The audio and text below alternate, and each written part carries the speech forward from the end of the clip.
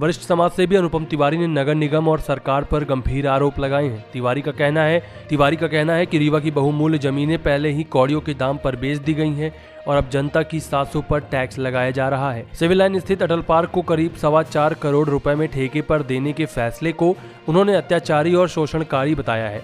तिवारी का आरोप है कि उप मुख्यमंत्री राजेंद्र शुक्ला के इशारे पर आम जनता से पार्कों और पार्किंग तक का शुल्क वसूला जा रहा है, जो जनता की जेबों पर डाका डालने जैसा है। उन्होंने कहा, हवा, धूप और पानी प्रकृति से मुफ्त दिए हैं, लेकिन अब मुफ्त ऑक्सीजन और स्वास्थ्य लाभ के लिए भी लोगों से वसूली की जा रही है। तिवारी ने चेतावनी दी है कि अगर हालात ऐसे ही रहे तो आने वाले समय में रीवा के प्राकृतिक स्थल और मंदिर भी टैक्स के दायरे में आ सकते हैं। अंत में उन्होंने कहा कि सरकार बार बार मल्टीपल टैक्स लगाकर जनता का शोषण कर रही है, जिसे अब बंद होना चाहिए।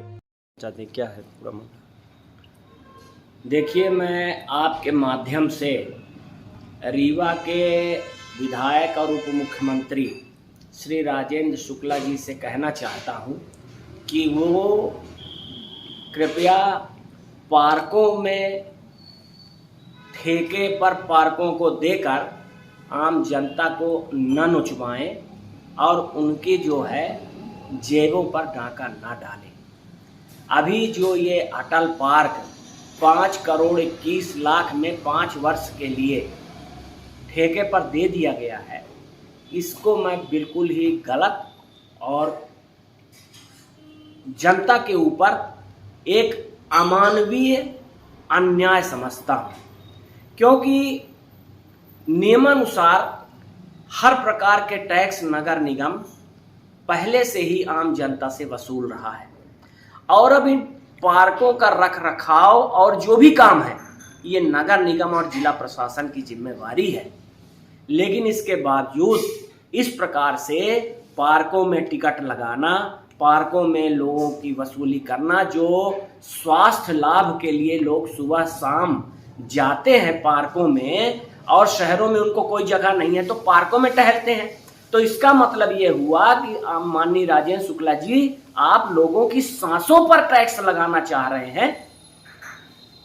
बड़े ही निंदा की बात है, बड़े ही दुख की बात है, बड़े ही पीड़ा की बात है कि ये भगवान ने, ईश्वर ने और प्रकृति ने हवा, पानी और धूप इस चराचर जगत के समस्त प्राणियों को मुफ्त में दी हैं, जियो और जीनो दो।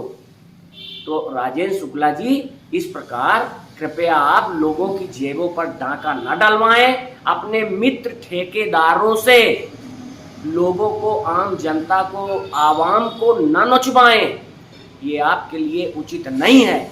आपकी सत्ता है, आपकी सरकार है, इसका मतलब आप कुछ भी करेंगे, ऐसा ठीक नहीं है। और एक बात मैं और आपके माध्यम से कहना चाहता हूं कि आने वाले समय में कोई आश्चर्य की बात नहीं है कि यहाँ जितने ही प्राकृतिक स्थल, जलप्रपात हैं, जो हमारे प्राचीन ऐतिहासिक मंदिर हैं, इन तमाम स्थलों पर भी ये सरकार टैक्स लगा दे, टिकट लगा दे।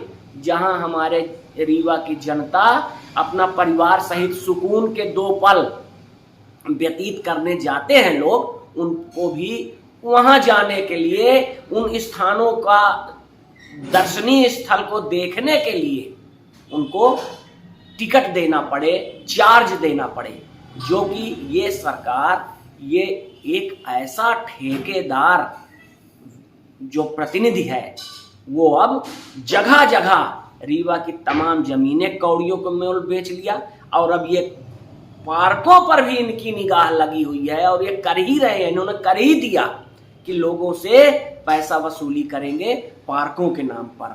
पार्कों में लोग स्वास्थ्य के लिए सवेरे जाते हैं, वो स्वास्थ्य के लिए जाने पर उन्हें टैक्स देना पड़ेगा। ये मैं इसको बहुत ही नियम के विरुद्ध मानता हूँ, गलत मानता हूँ और ये मल्टीपल टैक्स देना बिल्कुल ही आम जनता के अधिकारों के विरुद्ध है, ये संवैधानिक अधिकारों के विरुद्ध हो रहा है।